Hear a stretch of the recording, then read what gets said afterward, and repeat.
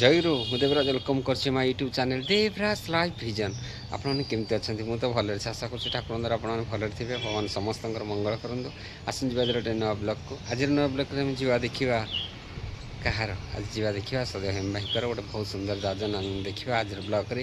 ଆପଣମାନଙ୍କୁ କେମିତି କ'ଣ ଲାଗୁଛି ନିଶ୍ଚୟ କମେଣ୍ଟ କରିକି ଜଣାଇବେ। ଆଉ ଡେରି କରିବାନି, ଆସନ୍ତୁ ଯିବା ଦେଖିବା ସଦୟ ହେମ ଭାଇଙ୍କର ଗୋଟେ ବହୁତ ସୁନ୍ଦର ଦାର୍ଜନ। ଆସନ୍ତୁ। श्री जगन्नाथ प्रभु श्री जगद्गुरु मरात्मा सर्वभूतात्मा तस्मै श्री गुरवे नमः।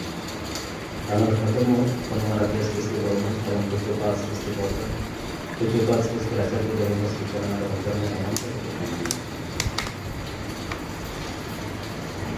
दिवाकालीन এই সৎসঙ্গে উপস্থিত সমস্ত মহান্তরিক বিশ্বজিৎ ভাই এবং प्रधान मधुस्मिता माँ पुत्र विभु सुंदर व्रत प्रणयन अवसर सत्संग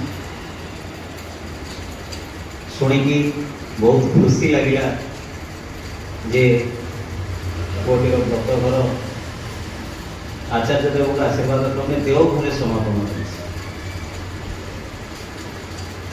एमती तो 16 संस्कार बोली अनेक जगह अभिहित अच्छी किंतु 10 विध आर्य संस्कार को समस्ते स्वीकार करिसंती एवं श्री श्री ठाकुर हमको जो 10 विध संस्कार देइसंती ता भितर अष्टम संस्कार जाउची उपनयन संस्कार की।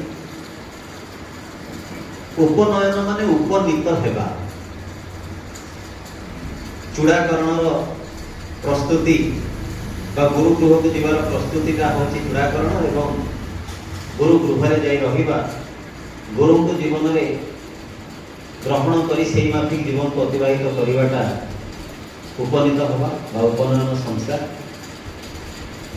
एवं ये संस्कारटा तीनोटी वर्णरे प्रचलित अछि, विप्र क्षत्रिय एवं वैश्य। ठाकुर खूब पसंद करते ये उपवीत धारण करिवा बा जाहा आमे पइता बोली कहू।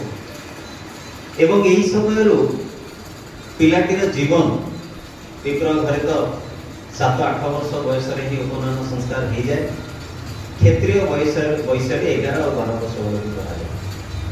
तेणु जहाँ किसी संस्कार आम मानकर दिया अच्छी ठाकुर खूब पसंद कर कहीं ना श्री श्री ठाकुर अनुकूल चंद्र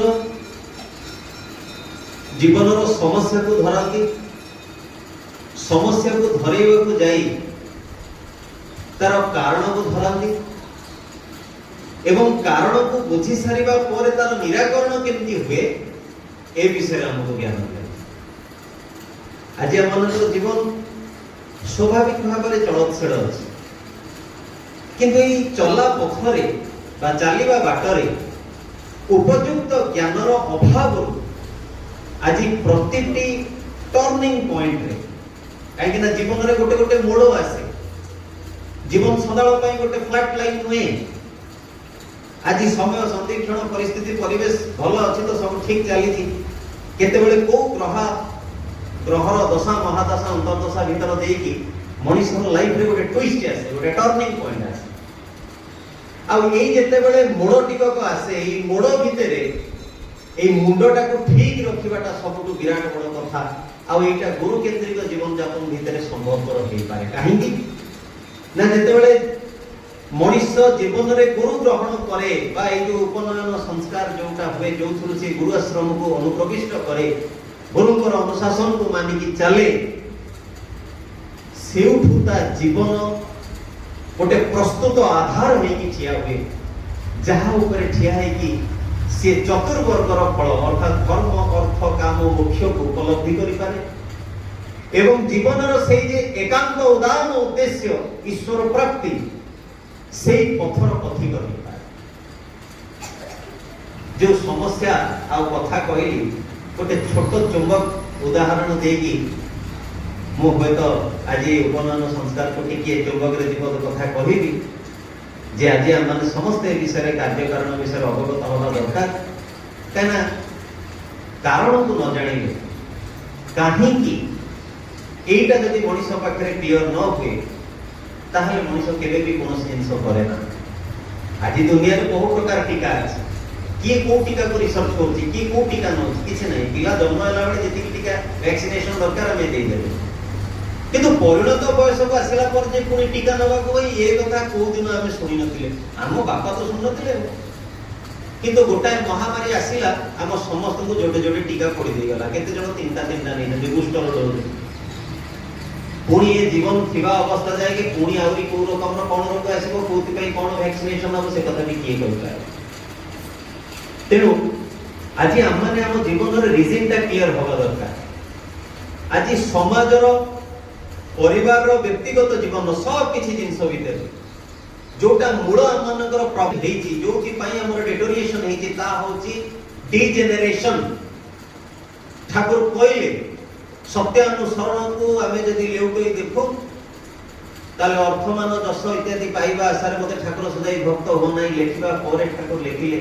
एई कथाटी जे भारतर अवनति डे जनरेशन से ही समय आरंभ होईछि जे समय भारतवासी पाखरे अमूर्त भगवान असीम होईछि हमर प्रॉब्लम है डे जनरेशन कारणटा होछि अमूर्त भगवान आमे भगवान को आकाश रे रखिछु भगवान हम मानक पाखरे जीवनीय नहंती समाधान ठाकुर या देगी गले जे भारत जदि भविष्य कल्याण को आवाहन करबा को चाहो ताले पूर्व गुरुमान को प्रति श्रद्धा संपन्न हो आ जे तुमर मूर्त जीवंत गुरु ताको पाखरे आसक्त बा अटैच हो ए जे गुरु को प्रति आसक्त बा अटैच होबा को हुए यारी भीतर देगी मनीष आज जो भगवान को अमूर्त करिकि रखिछि ताको मूर्त करि पारे ए रामकृष्ण ठाकुर कहला बड़ी से जो सुंदर गपटी जे बाप तार पुओ को नेकी मंदिर को जाउची मंदिर बाहर हेची सिंहर बाघर चित्र सब हेची पत्थर मूर्ति हेची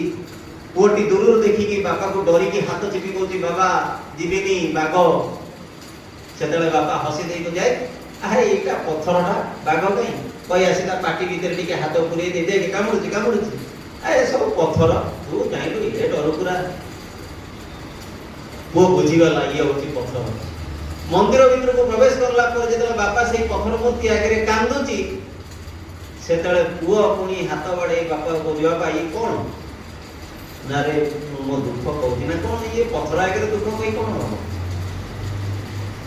हेंगना से जे पत्थर ए ज्ञानटा का बापा ने को सिखी देछि तांको भीतर जे जीवन अछि एवं से जे हमको सुनि पारंती ए कथा ता हमो बोध भीतर नाही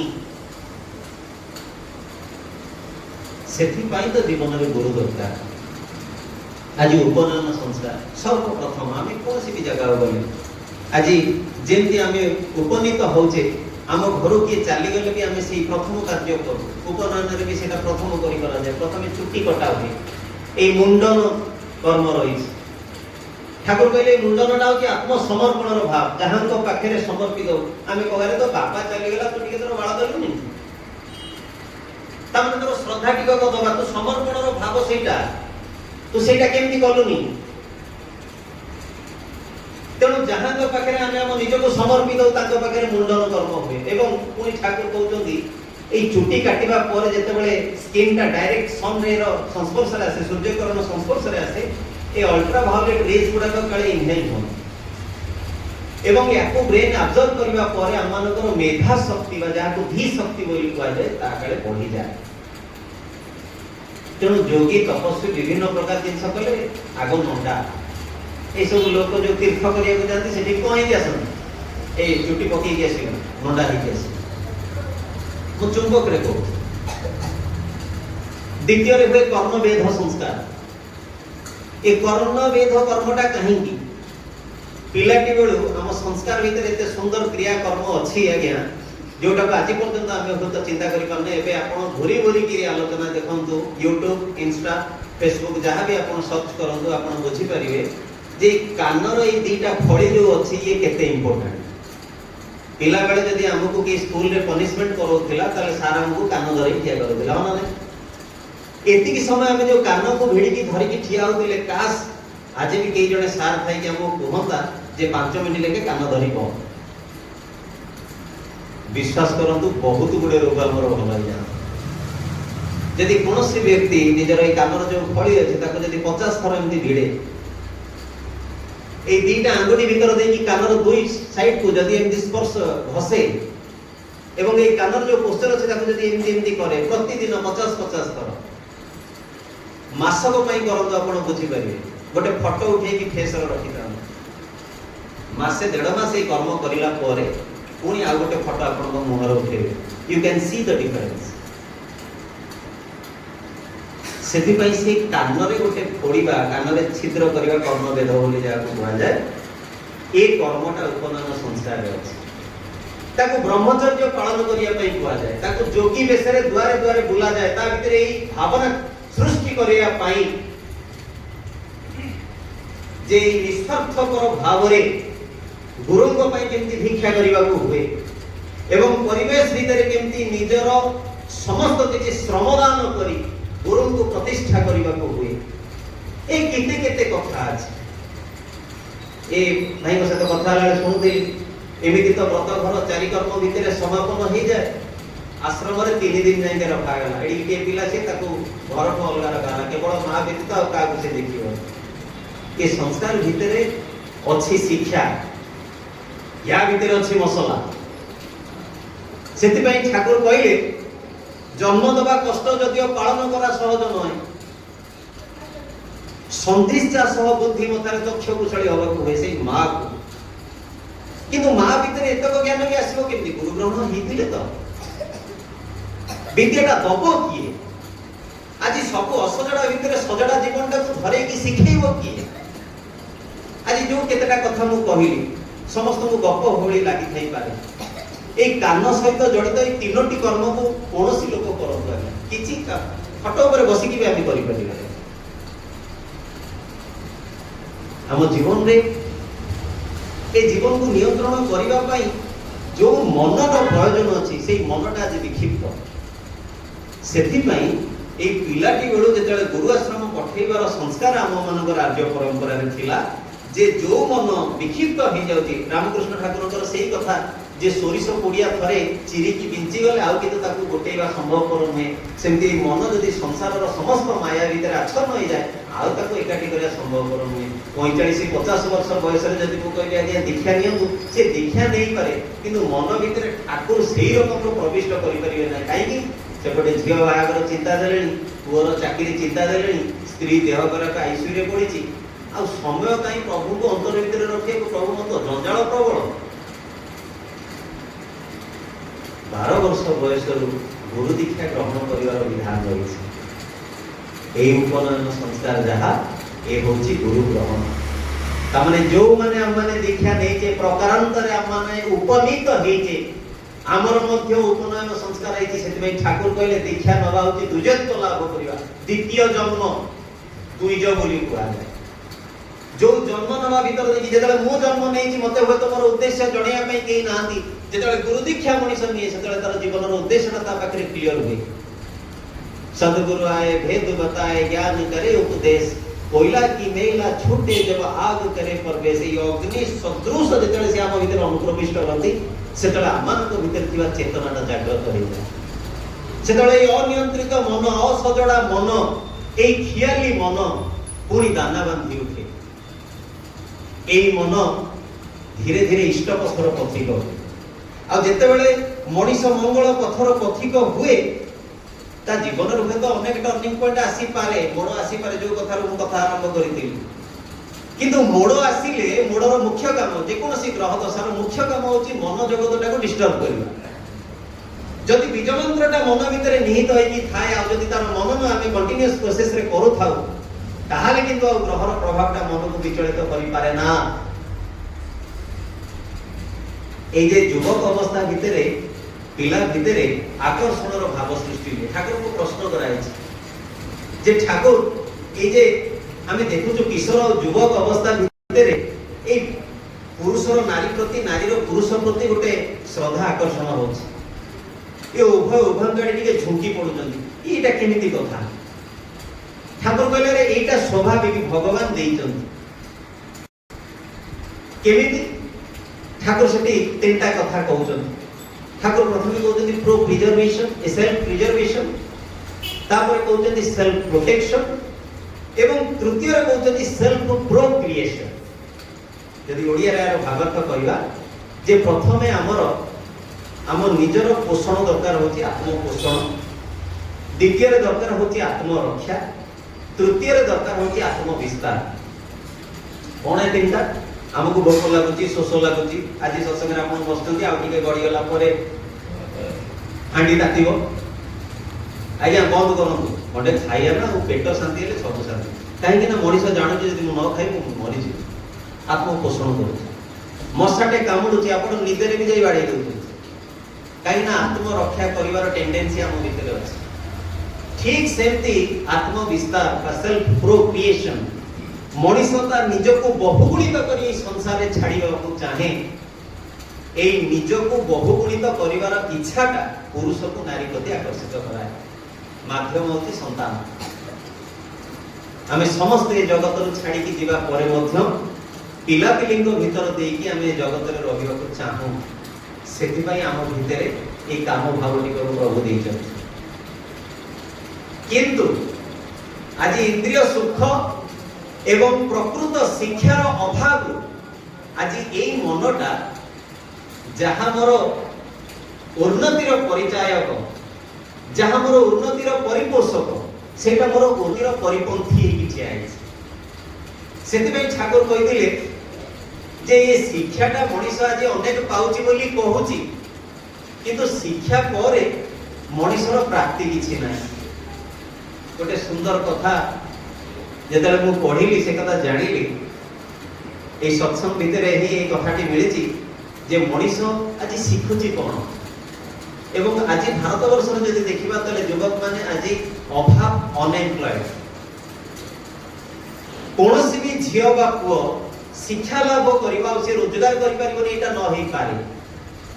ମୁଁ ଗୋଟେ ଗୋଟେ ପଏଣ୍ଟ ଚୌକରେ ଧରିକି ପଳଉଛି ଯେ କେମିତି ଗ୍ରହ ଦଶା, କେମିତି ମନର ଝୁଙ୍କ୍, ଏ ସବୁ ଗୁଡାକ କେମିତି ଗୁରୁକେନ୍ଦ୍ରିକ ଜୀବନ ଭିତରେ ନିୟନ୍ତ୍ରିତ ହେଇଯାଏ। ଲର୍ଣ୍ଣିଂ ବୋଲି ଆମେ କହୁଛେ ଶିକ୍ଷାକୁ, ଲର୍ଣ୍ଣିଂ ଭିତରେ ୟର୍ଣ୍ଣିଂ ଅଛି ନା ନାହିଁ? ଲର୍ଣ୍ଣିଂ ଶବ୍ଦଟା ଯଦି ଆମେ ଲେଖିବା, ଏଲ୍ ଟାକୁ ମାଇନସ୍ କରିଦିଅନ୍ତୁ, ତା ଦେହରେ କ'ଣ ଅଛି? ୟର୍ଣ୍ଣିଂ ଅଛି। କିନ୍ତୁ ୟର୍ଣ୍ଣିଂଟା ଏଲ୍ କୁ ନ ଲଗେଇଲେ ହେଇପାରିବ ନାହିଁ। ଆଉ ସେ ଏଲ୍ ଟା ହେଉଛି ଲଭ୍ ଟୁୱାର୍ଡସ୍ ୟୋର ବିଲଭ୍। এই প্রিয় পরমଙ୍କ প্রতি যদি ভালো রহে তাহলে অর্জন পটু ক্ষমতা আসিব হি আসিব। ভাবিঙ্গ সঙ্গে ন করিলে ভাব অভাব কিরে যায়, ডাহাণী অভাব নানা রূপে রক্ত চুষি খায়। ঠাকুর বাড়ি দেইকি কহিলে এই ভাবিঙ্গ সহিত ভাবটা হচ্ছে, এই লভটা হচ্ছে দীক্ষা, এইটা হি হচ্ছে গুরু গ্রহণ। সেদিপাই শিক্ষা ভিতরে যদি গুরু গ্রহণ ন হুয়ে তাহলে শিক্ষাটা কেবল গোটে পুঁথিগত, গোটে লিটারেট বলি ঠাকুর কহিলে, এডুকেটেড বলি কহিলে। ଆଉ এই ଅଭ୍ୟାସଟା, এই ବ୍ୟବହାରଟା, এই ସହଜ ଜ୍ଞାନଟା ଶିକ୍ଷାର ମୂଳ ଆଧାର। ଆଜି ଯେତେବେଳେ ମଣିଷ ଗୁରୁଙ୍କର ଦୀକ୍ଷା କରୁଛି, ଆଜି ଠାକୁରଙ୍କର ଶରଣାପନ୍ନ ହେଇକି ଚାଲିବା ଭିତରେ ମଣିଷ ଭିତରେ ସର୍ବପ୍ରଥମ ତାର ବ୍ୟବହାର ଟିକେ ସୃଷ୍ଟି ହେଇଛି, ଅଭ୍ୟାସ ଟିକେ ସୃଷ୍ଟି ହେଇଛି। କ'ଣ ସେ ଅଭ୍ୟାସ? এই ଦୀକ୍ଷା ନେଲା ପରେ ଆମକୁ କୁହାଗଲା ସୂର୍ଯ୍ୟୋଦୟ ପୂର୍ବରୁ ଉଠିବାକୁ। ଠିକ୍ ସଦ୍ ଅଭ୍ୟାସ। Charity begins at home. এই যে সূর্যোদয় পূর্বରୁ উঠিবার অভ্যাসটা যদি কৌশি ব্যক্তি ବି କରିଦିଅନ୍ତି, ଆଜି ଆପଣମାନେ ଯୋଉ ପରିସ୍ଥିତିରେ ଥାଆନ୍ତୁ, ଯାହା ଆପଣଙ୍କର ସ୍ଥିତି ଅବସ୍ଥିତି ପରିସ୍ଥିତି, ଯାହା ଆପଣଙ୍କର ଫିଜିକାଲ ପ୍ରୋବ୍ଲେମ ଅଛି, ଆପଣଙ୍କର ମେଣ୍ଟାଲ ପ୍ରୋବ୍ଲେମ ଅଛି, ଆପଣଙ୍କର ଫିନାନ୍ସିଆଲ ଫ୍ୟାମିଲିରେ ଯାବତୀୟ ପ୍ରୋବ୍ଲେମ ଅଛି, ଆପଣ ଖାଲି ସୂର୍ଯ୍ୟୋଦୟ ପୂର୍ବରୁ ଉଠିବାର ଅଭ୍ୟାସ କରନ୍ତୁ। ଫାଷ୍ଟ ସକାଳୁ ଉଠିକି ବାପା ମାଙ୍କୁ ପ୍ରଣାମ କରିବାର ଅଭ୍ୟାସ କରନ୍ତୁ। ଠାକୁର ଆମକୁ ବୀଜ ମନ୍ତ୍ର ଦେଇଛନ୍ତି, ଯେତେବେଳେ ସକାଳୁ ଉଠି ଆମେ ତାକୁ ମନନ କରୁଛେ, ଆମେ ଜାଣୁନେ। ଆଜିକାଲି ସାଇନ୍ସ ବହୁତ କଥା କହୁଛି ଯେ ଅଘୋଷା ପାଟିରେ ପାଣି ପିଇବାକୁ କେତେ କ'ଣ କଥା ସବୁ ଏ କଥା ଅଛି, କିନ୍ତୁ କୋଉ ଦିନ ସାଇନ୍ସ ଆଧ୍ୟାତ୍ମିକତାର ଏ ଦିଗକୁ ଯାଉନି। ବା ହୁଏତ କିଛି ମାତ୍ରାରେ କେତେ ଜଣ ଗଲେଣି, କାହିଁକି ନା ଏଇ କିଛି ଦିନ ତଳେ ମତେ କାଲି ବୋଧେ ସେଇ ଗୋଟେ ଆମର ସାନ ଭାଇଟେ ଗୋଟେ ପୋଷ୍ଟର ମତେ ଦେଖେଇଲା ଯେ କିଛି ଡକ୍ଟର୍ସ ମାନେ ବିଜ୍ଞାପନ ବାହାର କରିଛନ୍ତି ଯେ କରୋନାକୁ ପ୍ରୁଭ୍ କର ଆଉ 40 ଲାଖ ନେଇକି ଯା। ଶୁଣିଲି କାଲି ତାଙ୍କୁ କିଛି ଡକ୍ଟର୍ସ ମାନେ ବ୍ଲକ୍ କରିଦେଲେ। ସେ ଓପନଲି କହୁଛନ୍ତି କରୋନାକୁ ପ୍ରୁଭ୍ କର। ଏ କିଛି ଗୋଟେ ସ୍କାମ୍ ହେଇଛି ବୋଲି ତାଙ୍କର କଥା।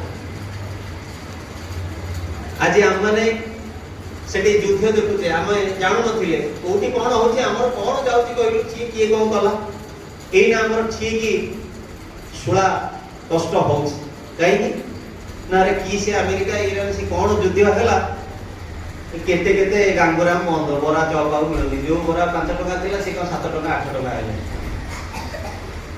ଲାଷ୍ଟକୁ ଗୋଟେ ପାନ ଦୋକାନୀ 10 ଟଙ୍କାରେ 3ଟା ପାନ ବଦଳରେ ସେ 2ଟା ପାନ ଦଉଛି, କିରେ କଣ ହେଲା ନା ଆଜ୍ଞା ସବୁ ତ ବଢିଲେ, ଗ୍ୟାସ ବଢିଲା, ଗ୍ୟାସ ସାଙ୍ଗରେ ପାନର ସମ୍ପର୍କଟା କୋଉଠି ରହିଲା ନା ଆଜ୍ଞା ସବୁ ବଢିଲା। ଆଗକୁ ଯାଇକି ଏ ସମୟ ଆମକୁ ଆହୁରି କୋଉ ଦିନ ଦେଖିବ ଆମେ ଜାଣିନି, କିନ୍ତୁ ଆମେ କହୁଛେ କାହା ସହିତ ଆମର କଣ ଲିଙ୍କ ଅଛି। କିଏ ଭାରତ ତ ଛାଡନ୍ତୁ ଆଜ୍ଞା, କେତେ 1000 କିଲୋମିଟର ଡିଷ୍ଟାନ୍ସ ରେ ସେ ଆମେରିକା ସେ ଇରାନ ଆମେ କେହି ଜାଣିନଥିଲେ ଆଜ୍ଞା। ସେଠି ସେ ଘଟଣା ଆମ ମାନଙ୍କର ଜୀବନକୁ ଆକ୍ରାନ୍ତ କରିଦଉଛି। କାଲିର ନ୍ୟୁଜରେ ବାହାରିଛି ଭୁବନେଶ୍ୱରରେ ଟେରରିଷ୍ଟ ଆରେଷ୍ଟ ହେଇଛନ୍ତି, ଯେମିତି ଦିଲ୍ଲୀ ପୋଲିସ ଆସିକି ଭୁବନେଶ୍ୱର ନେଇକି ଯାଇଛନ୍ତି। ମୁଁ ଶୁଣିଲା ପରେ ଆଶ୍ଚର୍ଯ୍ୟ ଲାଗିଲା। କୋଉଦିନ ଏଇ ଚକି ଶ୍ରେଣୀରେ ଏଇଠୁ କୋଉଠୁ ବାହାରିବେ, ଏ କଥା ଆମେ ବି ଆଜି ଜାଣିନୁ। ଆମେ ଭାବୁଛେ ଏଇ ସବୁ ସଂସ୍କାର, ଏଇ ସବୁ ଅଭ୍ୟାସ କଣ, ଏ ଅଭ୍ୟାସ ଯାହା ଠାକୁର ଦୀକ୍ଷା ଭିତରେ ଦେଇକି ଆମକୁ ଧରେଇ ଦେଇକି ଗଲେ, এই অভ্যাস ଆମ ଅଜାଣତରେ ଆମକୁ ତିଆରି କରି ଚାଲିଛି। ଯେମିତି ମୁଁ କହିଲି ସୂର୍ଯ୍ୟୋଦୟ ପୂର୍ବରୁ ଉଠିବା, ବାପା ମାଙ୍କୁ ପ୍ରଣାମ କରିବା ଏବଂ ସର୍ବୋପରି ଏଇ ଯୋଉ ବୀଜ ମନ୍ତ୍ରକୁ ମନନ କରିବା। ଯେତେବେଳେ ମଣିଷ with a healthy brain and healthy mind ଯେତେବେଳେ ସେ ସକାଳୁ ଉଠୁଛି, ଯେତେବେଳେ ସେ ନାମକୁ ମନନ କରୁଛି, ଯେମିତି ଛୋଟ ପିଲା ଆରମ୍ଭରୁ ସଫ୍ଟୱେୟାର ପୁରା ବ୍ଲାଙ୍କ ଥାଏ, ଆମେ ଯାହା କିଛି ତା ଭିତରେ ଲୋଡ କରୁ ସେ ଡାଉନଲୋଡ ହେଇଯାଏ। ସେମିତି ସକାଳର ଯୋଉ ମାନସ ପଟରେ ଯୋଉ କ୍ଲିୟରେନ୍ସ ଭିଜନଟା ଆମର ଥାଏ, ସେଇ ଅବସ୍ଥା ଭିତରେ ଯଦି ମଣିଷ ନାମ ମନନ କରେ, ତାହେଲେ ଠାକୁର କହୁଛନ୍ତି ତାର ସେନ୍ସିଟିଭିଟି ବଢିଯାଏ। ଆଉ ଏଇ ସେନ୍ସିଟିଭିଟି ବଢିଗଲେ ମଣିଷର ଏଇ ଯୋଉ ମୋଡ ସବୁ ଆସେ, ଯୋଉ ମୋଡ କଥା ମୁଁ କହିଥିଲି, ଯୋଉଠି ମା ମାନେ ଆକ୍ରାନ୍ତ, ଯୋଉଠି ଭାଇ ମାନେ ଆକ୍ରାନ୍ତ, ସେ ସମସ୍ତ କିଛି ପରିସ୍ଥିତିରେ କଣ କରିବା ଦରକାର ଏ ବୁଦ୍ଧିଟା ଏ ମୁଣ୍ଡକୁ ଆସେ। ଆପଣଙ୍କୁ ଲାଗିବ ନାହିଁ ଏ ରାସ୍ତାରେ ଯିବିନି, ମୁଁ ସେ ରାସ୍ତାରେ ଯିବି, ପରେ ଜାଣିବେ ଏଇ ରାସ୍ତାରେ ବମ୍ବିଂ ହେଇଗଲା। ଆପଣଙ୍କୁ ଇଚ୍ଛା ହବ କାହିଁ ଆଜି ମତେ ଭଲ ଲାଗୁନି, ମୁଁ ଏ ଆଇଟମ ଖାଇବିନି, ଆପଣ ହଠାତ୍ ଦେଖିଲା ବେଳକୁ ସେଇ ଆଇଟମ ପରେ ଦେଖିବେ ସମସ୍ତଙ୍କର କଣ ଝାଡା ବାନ୍ତି ହେଇଛି।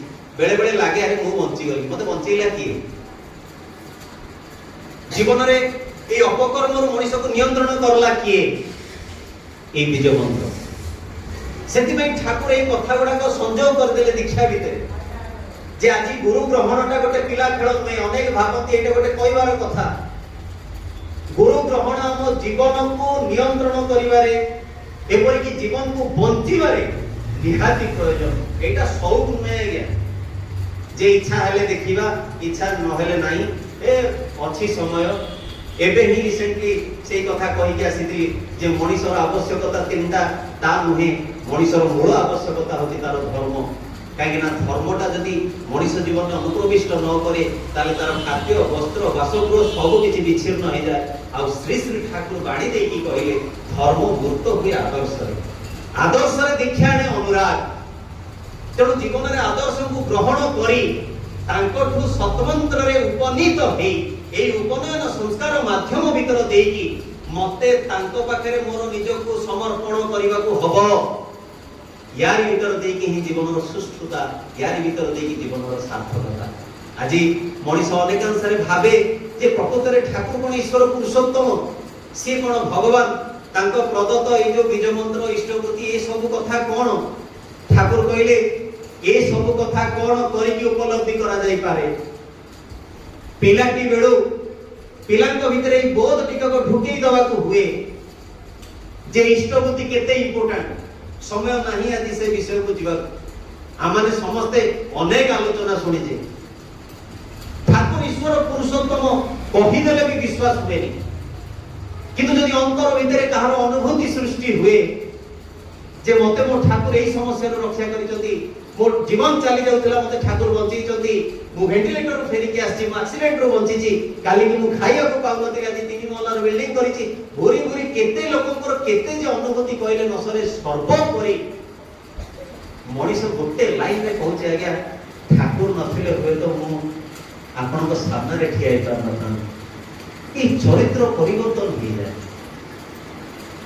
মৃত্যু যাহা উপরে কাহার সাধ্য নাই তাকে ঠাকুর ওলট পালট করে দিয়ନ୍ତି। কেতে জাতক আমি দেখি সারিলুনি, জ্যোতিଷ ମାନେ ଦେଖି କହୁଛନ୍ତି ଆଜ୍ଞା ଇଏ ମରି ସାରିଲାଣି, ସେ ପୁଣି ବଞ୍ଚିଛି। ହାଉ ଇଜ୍ ଇଟ୍ ପସିବଲ୍? କେମିତି ସମ୍ଭବ ହଉଛି? କାହା ଦୟାରୁ ସମ୍ଭବ ହଉଛି? କିନ୍ତୁ ଏ ସବୁ କିଛି ଦୟା ପାଇଁ ମତେ ତାଙ୍କର ଶରଣାପନ୍ନ ହେବାର ଅଛି। ଯଦି ମୁଁ ତାଙ୍କର ଶରଣାପନ୍ନ ନ ହୁଏ, ତାଙ୍କ ପ୍ରଦତ୍ତ ବିଧି ବିଧାନକୁ ଯଦି ମୁଁ ଆଜି ନ ମାନେ, ତାହେଲେ କିନ୍ତୁ ହୁଏନି। ଜଣେ ମା ଠାକୁରଙ୍କ ପାଖକୁ ଯାଇଛି, ଠାକୁରଙ୍କୁ କହୁଛି, କହିଲି ନା ଏ ଠାକୁରଙ୍କର ଦୀକ୍ଷା ଇଷ୍ଟଭୂତିର କଥା, ଏଇଟା କେମିତି ଭାବରେ ମୁଣ୍ଡରେ ପୁରେଇବାକୁ ହୁଏ? କାହିଁକି ନା ବୟସ ହେଇଗଲା ପରେ ଆର୍ଗୁମେଣ୍ଟ ମଣିଷ ଅନେକ କରେ। ଆଜ୍ଞା ଇଷ୍ଟଭୂତିଟା ଠାକୁରଙ୍କୁ ନ ଦେଇକି ମୁଁ ଯଦି ଭିକାରୀକି ଦେଇଦେବି ଅସୁବିଧା? ଆଜ୍ଞା ମୁଁ ତ ଠାକୁରଙ୍କୁ ମୁଣ୍ଡିଆ ମାରୁଛି, ଆଉ ଦୀକ୍ଷା ନେବା କଣ ଦରକାର? ଆଜ୍ଞା ଡେଲି ଡେଲି କରିବା କଣ ଦରକାର? ଆପଣଙ୍କର 30 ଟଙ୍କା, ମାସକୁ ମୁଁ ଟଙ୍କା 50 ପଠେଇଦେବି, ଆଉ କଣ କହୁଛୁ? କାହିଁକି ନା ଆମେ ଟିପ୍ ଦେଇ ଅଭ୍ୟାସ ନା, ଆମେ ଇଷ୍ଟଭୂତିରେ ଭାବିଲେ 30 ଦିନ 50 ଟଙ୍କା, ସେତିକି 50 ଦେଇ 50 ଲକ୍ଷ ଦେଇଦେବି। এইটা কেমিতি পুরেইବାକୁ ହୁଏ? ସେ ମାଟି ଆସି ଠାକୁରଙ୍କୁ କହୁଛି, ଠାକୁର ଆଜି ମୋ ପୁଅର କଥା ଶୁଣିବେ? ଠାକୁର କହିଲେ କଣ ହେଇଛି? ଠାକୁର ସକାଳୁ ଉଠି ବିସ୍କୁଟ ଖାଇଦେଲା, ତାପରେ ହଠାତ୍ ମୁଁ ଦେଖିଲା ବେଳକୁ ଆଙ୍ଗୁଠି ପରି ବାନ୍ତି କରୁଛି। ଠାକୁର କହିଲେ କିରେ କାହିଁକି? ନା ମୁଁ ତ ସେଇଆ ଯାଇକି ପଚାରିଲି, ଆରେ ବାନ୍ତି କଣ କରୁଛୁ? ବିସ୍କୁଟଟା ତ ଖାଇଲୁ, ଆଙ୍ଗୁଠି ପରି ବାନ୍ତି କାହିଁ କରୁଛୁ? ନା ମା ମୁଁ ଇଷ୍ଟଭୂତି ଦେଇନି, ବାଉଳାରେ ବିସ୍କୁଟ ଖାଇଦେଲି। ଆଉ କିଛି ନ ଖାଇକି ଇଷ୍ଟଭୂତି କରନ୍ତି ନା, ଖାଇବା ପୂର୍ବରୁ ଇଷ୍ଟଭୂତି କରିବ, ମୁଁ ବାଉଳାରେ ଖାଇଦେଇଛି ତେଣୁ ତ ବାନ୍ତି କରିଦେବି, ତାପରେ ଇଷ୍ଟଭୂତି କରିବି। ଠାକୁର ଖୁବ୍ ଖୁସି ହଉଛନ୍ତି, ଆଉ କହୁଛନ୍ତି ମା କୁ ସାଲାମ, ଛୁଆଟି ଭିତରେ ଏଇ ବୋଧ ସୃଷ୍ଟି କରିଦେବାକୁ ହୁଏ ଯେ ଠାକୁର ସର୍ବୋପରି। এই 10টি কথার অবস্থান তা ভিতরে এই ভাব সঞ্চারণ କରିବାକୁ ହୁଏ। বাপা মাଙ୍କର দায়িত্ব আজ উপনয়ন সংস্কার ভিতরে যে দিগটা গতি করুছি, এ জায়গায় বাপা মাଙ୍କର দায়িত্ব। বাপা মা আজ পিলা মানুষ কেমিতি ভালো করিবে, বড় করিবে তা পাই চিন্তিত। ইয়ে বাপা মার দায়িত্বটা কোন সে বিষয়ে আমার জমা ক্লাস হবু, আগ সেইটা হওয়া দরকার। বাপা মা ঠিক হেলে সিনা ছুয়া আসিবে। ভাল মଣିষ করিবা আর মଣିষকু ভাল করিবা দুইটা অলগা কথা আজ্ঞা, মনে রাখিবে। মଣିষকু ভাল করা যাই পারে না, ভাল মଣିষ হি আনিবাকু হুয়ে। মଣିষ ভিতরে যদি ভাল টিকক মহজুদ ন থাকে তাহলে তাকে ভাল করিবা মুশকিল, ম্যানুফ্যাকচারিং ডিফেক্ট আজ্ঞা। সেতিপাই ঠাকুর কইলে ভাল মଣିষ জন্ম দেবাকু হুয়ে, ভাল মଣିষ তৈরি করা যায় না। আর এই সমস্ত কিছু জিনিস পাই জীবনের ইষ্ট আদর্শর প্রয়োজন আছে। ঠাকুর কাহিঁকি আজ তাকে ঈশ্বর ভাবিবা সে কথা তো মু কহিବାକୁ চাহুনি, কিন্তু যেহেতু সেই সন্ধিক্ষণরে গোটে কথা কহি দেইছি, খালি সেদিনর গোটে ঘটনা কহি দউছি। ঠাকুর কিয়ে? সেদিন ঠাকুরঙ্কর নিজ জননী মাতা মন্ময়িনী দেবী যেতବେଳେ ସତୀଶ ଦା ଠାକୁରଙ୍କର ଜଣେ ଅନନ୍ୟ ଭକ୍ତ, ତାଙ୍କୁ ଧରିକି କହୁଛନ୍ତି କିରେ ତମର କିଛି କାମ ଧନ୍ଦା ନାହିଁ କି? ନା କାହିଁକି ମା କହୁନାହାନ୍ତି? ନା ଇଏ ସଦାବେଳେ କଣ ସେ ଅନୁକୂଳ ସାଙ୍ଗରେ ସେ ତ ପାଗଲା, ତମେ ବି କେତେ ସବୁ ସମ୍ଭ୍ରାନ୍ତ ଘରର, କାହିଁକିନା ସୁଶୀଲ ବସୁ, କୃଷ୍ଣ ପ୍ରସନ୍ନ ଭଟ୍ଟାଚାର୍ଯ୍ୟ, କେଟେ କେଟେ ଅଶ୍ୱିନୀ ବିଶ୍ୱାସୀ, ସବୁ କେଡ଼େ କେଡ଼େ ରଥୀ ମହାରାଜ, ଅଦ୍ୱୈତ ମହାପ୍ରଭୁଙ୍କ ବଂଶଧର ପର୍ଯ୍ୟନ୍ତ ସତୀଶ ଚନ୍ଦ୍ର ଗୋସ୍ୱାମୀ, କେତେ କିଏ ଠାକୁରଙ୍କ ପାଖରେ ଆଶ୍ରିତ। ମାତା ଧରିକି ଟିକେ ପଚାରୁଛନ୍ତି, କହିଲେ ଏରେ କାହିଁ ସେ ଅନୁକୂଳ ହଉଛ କିରେ? ଆଉ ତାକୁ କଣ ଭଗବାନ କରିସାରିଲେଣି। ସତୀଶ ଦା କହିଛନ୍ତି, ମା ସେ କଥା କଣ କି, ମୁଁ କୃଷ୍ଣ ଠାକୁରଙ୍କ ପାଖକୁ ଯାଉଛି, କିନ୍ତୁ ତାକୁ ଧ୍ୟାନ କଲା ବେଳେ ବା ତମରି ପୁଅ ଆଉଛନ୍ତି, ଆମେ କରିବୁ କଣ? ମା କହିଲେ ମୁଣ୍ଡ ଖରାପ ହେଇଯାଇଛି, ଆର ପାଗଳ ଆର ଆହୁରି ପାଗଳ। ସତୀଶ ଦାଙ୍କୁ ଭଲ ଲାଗିଲାନି, ଯାଇ ଠାକୁରଙ୍କୁ କହିଲେ, ଠାକୁର ମାଙ୍କ ସହିତ ଏଇ ଘଟଣା ଘଟିଲା। ଠାକୁର ଟିକେ ହସି କହିଲେ, ଆଚ୍ଛା ହଉ। ଖରାବେଳ ହେଲା, ଠାକୁରଙ୍କ ଭୋଗର ସମୟ ହେଇଛି। ଠାକୁର ଟିକେ ମାଙ୍କୁ ଡାକି କହିଲେ, ମା ଟିକେ ଚଳୁ କରିଦେ ଆଗ। ମା କହିଲେ ତୁ ତୋର ଚଳୁ କର ମୁଁ ଖା, ମତେ କଣ ଆଜି କହୁଛୁ ନା ନାଇଁ ତୁ ଟିକେ ଚଳୁ କରିଦଉନୁ, ଜିଦିଆ ତ। ମା ସେଠୁ ଆସିକି ଯେତେବେଳେ ଏ ଖାଇବା ପୂର୍ବରୁ ଚଳୁ କରିବାକୁ ବାହାରନ୍ତି, ସିଏ ଆରାଧ୍ୟ ଯିଏ ତାଙ୍କୁ ନିବେଦନ କରିବାକୁ ଯାଇ ଦେଖୁଛନ୍ତି ଯେ ଠାକୁର ହିଁ ତାଙ୍କ ହାତରୁ ସେଇ କୁଣ୍ଡାଟା ନଉଛନ୍ତି। ଥରକୁ ଦିଥର ଏ ଘଟଣା ଘଟିଲା ପରେ ମା ଆଖି ଖୋଲି ଦେଇକି କହୁଛନ୍ତି ହଇରେ ଲାଷ୍ଟକୁ ତୋରି ଅଇଁଠା ମୁଁ ଖାଇବି। ଠାକୁର କହୁଛନ୍ତି କୋଉ ଅଇଁଠା, କଣ, କାଇଁ, କଣ? ମା ବି ସେଦିନ ଉପଲବ୍ଧି କଲେ ଯେ ସିଏ ଯାହାକୁ ଆରାଧନା କରୁଛନ୍ତି ସେ କିଏ। ପ୍ରକାରାନ୍ତରେ ଯେତେବେଳେ ମା ଚାଲି ଯାଇଛନ୍ତି, ଠାକୁର ଦିନେ ଶୋଇଛନ୍ତି, ଠାକୁରଙ୍କର ଘର ସାମ୍ନାରେ ଜଣକୁ ପ୍ରହରା ଦେବାକୁ ହୁଏ। ସିଏ ଠାକୁରଙ୍କ ରୁମ୍ ଆଗରେ ବସିଛନ୍ତି। ହଠାତ୍ ତାଙ୍କର ଟିକେ ଆଖି ଝାପ୍ସା ହେଇକି ଅଛି। ଏଇ ଝାପ୍ସା ଆଖିରେ ସେ ଦେଖୁଛନ୍ତି ଧଳା ଶାଢୀ ପିନ୍ଧିକି ଜଣେ ଭିତରକୁ ପ୍ରବେଶ କରିଗଲେ। କିଏ ପଶିଗଲା ଠାକୁରଙ୍କ ଭିତରକୁ ଏତେ ରାତିରେ କହିକି ସିଏ ଯେତେବେଳେ ପ୍ରବେଶ କରିଛନ୍ତି, ଦେଖିଲା ବେଳକୁ ଠାକୁର ବସି କଥା ହଉଛନ୍ତି। ଯେହେତୁ ଠାକୁର କଥା ହଉଛନ୍ତି ଆଉ ସେ ଡିଷ୍ଟର୍ବ କଲେନି, କିନ୍ତୁ ବାହାରେ ଆସି ତାଙ୍କ ଭିତରେ ମାନେ ଭାବାବେଗଟା ବଢି ଯାଇଛି ଯେ କିଏ ସିଏ ଗୋଟେ ମାଟେ ଧଳା ଶାଢୀ ପିନ୍ଧିକି ଠାକୁରଙ୍କ ପାଖକୁ ଏତେ ରାତିରେ ପଶିଗଲା। ଏଇ କଥା ସେ ଭାବୁଛନ୍ତି, ଟିକେ ଇତସ୍ତତ ହଉଛନ୍ତି। ସେ ଦେଖୁଛନ୍ତି ସେ ରୁମରୁ ସେ ମା ଜଣକ ପୁଣି ବାହାରିକି ଚାଲିଲେ ଏବଂ ଟିକେ ଦ୍ରୁତ ଗତିରେ ଯାଉଛନ୍ତି। ଇଏ ଭାଇ ଜଣକ ତାଙ୍କ ପଛରେ ଯାଇକି ମା ଟିକେ ରୁହନ୍ତୁ, ଟିକେ ଶୁଣନ୍ତୁ, କିଏ ଆପଣ, ଆପଣ କୁଆଡେ ଆସିଥିଲେ? ଏଇ ବାରମ୍ବାର ଟିକେ ପଚାରିବା ପରେ ସେ ମା ଜଣକ ରହିଗଲେ। ଆଉ ପଛକୁ ଯେତେବେଳେ ବୁଲିକି ଅନେଇଲେ, ଏ ଭାଇ ଜଣକ ତଟସ୍ଥ ହେଇଗଲେ। ସେ ମାତା ମନ୍ମୟୀ ଦେବୀ ଥିଲେ, ଯାହାଙ୍କର ମୃତ୍ୟୁ ହେଇସାରିଛି। ସେ ଭୟଭୀତ ହେଇଗଲ, ମାନେ ହଠସନ୍ତରେ ମା ଦେଖିଛ ସନ୍ତି, ଏତେ ଭୟ କରିକି ତ ଚିହ୍ନା ନୁହଁ। ଏବେ ଭୂତରେ ଯଦି ମୁଁ ମୋ ବାପାଙ୍କୁ କେତେବେଳେ ଦେଖିଦିଏ ତାହେଲେ ଆଶ୍ଚର୍ଯ୍ୟ ହେଲେ ମଧ୍ୟ ଏତେ ଭୟଭୀତ ହେବିନି, କାହିଁକି ନା ଏ ତ ମୋର ଚିହ୍ନା। ତେଣୁ ସେ ଭାଇ ଜଣକ ପଚାରୁଛନ୍ତି ମା ଆପଣ ତ ଏତିକି। ସେତେବେଳେ ମା ରିପ୍ଲାଇ ଦଉଛନ୍ତି ଯେ ଗର୍ଭରେ ତାକୁ ଧାରଣ କରିକି ମୋ ଜୀବନ କାଳ ଭିତରେ ମୁଁ ଗୋଟେ ବିରାଟ ଭୁଲ କରିଦେଲି। ମୁଁ ଜାଣିପାରିଲିନି ସେ କିଏ। ଆଜି ମୃତ୍ୟୁ ପରେ ଟିକେ କ୍ଷମା ପ୍ରାର୍ଥନା କରିବାକୁ ଆସିଥିଲି। ଯେ ଯିଏ ବିଶ୍ୱର ମାଲିକ, ମୁଁ ମା ହିସାବରେ ତାକୁ ହୁଏତ କେତେ କଣ କରିଦେଇଛି, ଆଉ ସେଇଟିକ ପାଇଁ ମୁଁ ଆଜି ତା ପାଖକୁ ଆସିଥିଲି। ଏ ହଉଛନ୍ତି ଶ୍ରୀ ଶ୍ରୀ ଠାକୁର ଅନୁକୂଳ, ଯାହାଙ୍କୁ ବୁଝିବା ଜାଣିବା ଆମମାନଙ୍କର ଜ୍ଞାନର ସମ୍ପୂର୍ଣ୍ଣ ବାହାରେ, କିନ୍ତୁ ତାଙ୍କୁ ଉପଲବ୍ଧି କରିବାଟା ଆମ ଦ୍ୱାରା ସମ୍ଭବ। ଆଉ ସେଇ ଉପଲବ୍ଧି କରିବାର ମାଧ୍ୟମ ହଉଛି ଦୀକ୍ଷା, ତାଙ୍କୁ ଅନୁଭବ କରିବାର ମାଧ୍ୟମ ହଉଛି ବୀଜ ମନ୍ତ୍ର, ଇଷ୍ଟବୃତ୍ତି, ଏଇ ଯଜନ, ଏଇ ଯାଜନ, ଏଇ ସ୍ୱସ୍ତୟନ, ଏଇ ସଦାଚାର। ଯଦି ଆଜି ଆମେ ସମସ୍ତେ ଯିଏ ଦୀକ୍ଷା ନେଇଛି ସମସ୍ତଙ୍କର ଉପନୟନ ହେଇଛି, ହୁଏତ ଉପବିତ ଧାରଣ କରିନାହିଁ। ଉପବିତ ଧାରଣ କରିବା, ପଇତା ଧାରଣ କରିବାକୁ ଠାକୁର ପସନ୍ଦ ମଧ୍ୟ କରନ୍ତି, କରିଲେ ଭଲ।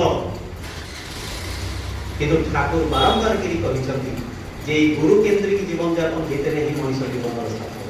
ତେଣୁ ଆଜି ଆମର ସେଇ ଶିଶୁପୁତ୍ରର ଉପନୟନ ସଂସ୍କାର ଉପନୀତ ହେଇଛି। ଠାକୁରଙ୍କର ଦୀକ୍ଷା ନିହାତି ପ୍ରୟୋଜନ ଅଛି। এই বীজমন্ত্রକୁ ନେଇ ସାରା ଜୀବନ ସେ ଠାକୁରଙ୍କୁ ନେଇ ଚାଲିବାରେ ହିଁ ତାର ଉପନୟନ ସଂସ୍କାରର ସାର୍ଥକତା।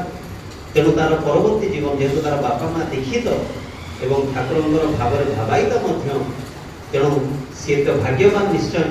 ତେବେ ଆହୁରି ଭାବରେ ସେ କେମିତି ଇଷ୍ଟ ପ୍ରାଣତାରେ ଭରି ଉଠୁ, ଏ ସମସ୍ତ ଦାୟିତ୍ୱ ତାର ବାପା ଏବଂ ମାଙ୍କର।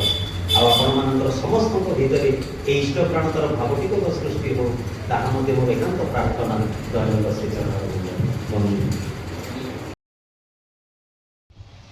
ଆଜିର ବ୍ଲଗ୍ ତ ଆମେ ଦେଖିଲେ କେମିତି ସଧେ ହେମେଙ୍କର ବହୁତ ସୁନ୍ଦର ଯାଜନ। ଆପଣଙ୍କୁ କେମିତି କ'ଣ ଲାଗିଲା ନିଶ୍ଚୟ କମେଣ୍ଟ କରି ଜଣାଇବେ। ପୁଣି ଦେଖା ହେବ ଗୋଟେ ନୂଆ ବ୍ଲଗରେ ରହୁଛି। ଆପଣଙ୍କ ପ୍ରିୟ ଦେବରାଜ, ନମସ୍କାର, ଜୟ ଜଗନ୍ନାଥ, ଜୟ